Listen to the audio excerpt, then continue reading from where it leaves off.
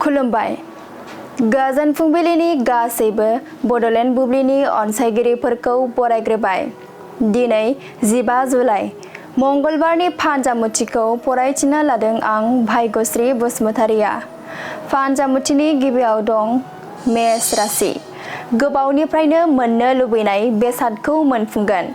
गोसोआव जोबोद रंजाखांनाय फैगोन। वृष राशि। गोसोनि आसा खालामनानै थानाय मिजिंआ जाफुंगोन। गोसोआव गोदान सानस्रि बेरखांगोन। मिथुन राशि। नोंथाङा समाजनि मोजां हाबा मावनो बिबान रुजुननांगोन। खामानिफोराव मुखुब जानानै थानांगोन। कर्कट राशि। थांखांनाय जाथायफोरखौ गोसोखांफ्लांना गोसोआव गिनाय मोनगोन। उसुखुथुजोंनो समा बारलांगोन।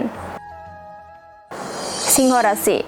नोंथाङा गावनि गोमानानै थानाय बेसेनगोसा बेसादखौ मोनफिनगोन। गोसोआव गोजोननाय मोनगोन। कन्या राशि। गुबुननिफ्राय लानाय दाहारफोरखौ नोंथाङा सुख'ना लानो हागोन। गोसोखौ रेजें मोनगोन। मोजां सान। तुला राशि। हरखाबै नोंथांनि उदैया साखांनो हागौ।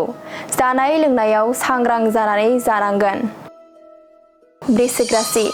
नोंथांनि मावफ्लांनाय गोरोन्थिया बिमाखौ जोबोद दुखु मोनहोगोन। नखराव खोमसि साग्लोबसारगोन।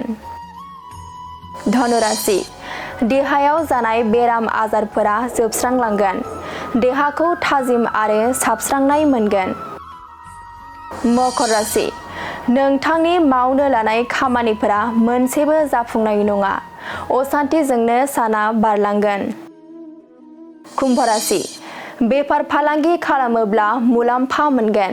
नखर जौगानायाव गाहाय बिफाव लानो हागोन। मीन राशि। गावनि थांखि होसोनायाव नखरनि मानसियानो हेंथा होगोन। दुखुजोंनो गोसोखौ लोरबां मोनगोन। दिनै सानसेनि राशि फरायथिनायाबो एसेनोसै। आसा खालामो नोंथांनि दिनैनि साना मोजाङै मोजां थांगोन बेखौ बड'लेण्ड बुब्लि नखरनिफ्राय मिजिंथिबाय। गोजोन्थों।